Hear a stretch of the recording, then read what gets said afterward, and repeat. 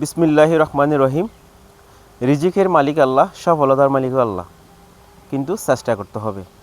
আমার পাশে যিনি দাঁড়িয়ে আছে ওনার নাম হচ্ছে সিরাজ মিয়া, সবাই চিনে আমার এলাকার বড় ভাই।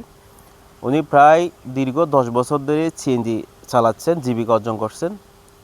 তো 10 বছর ধরে একটা গাড়ি চালানোর পর তো গাড়ি তো পুরাতন হতেই পারে, তিনি আগের গাড়িটা বিক্রি করে দিয়েছেন, এখন নতুন গাড়ি নিয়েছেন।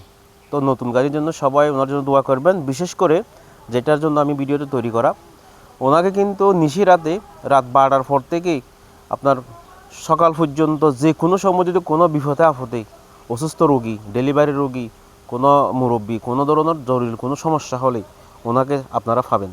কারণ উনি ইতিপূর্বে 10 বছর ধরে ওই ধরনের সার্ভিস দিয়ে গেছে। মানে কি অসুস্থতার কারণে যদি জরুরি কল দেয়, সাথে সাথে উনি কিন্তু রাতের 12টা কী করে ক্লিয়ার করে এবং বিপদে মানুষের পাশে দাঁড়ানোর জন্য চেষ্টা করেছে।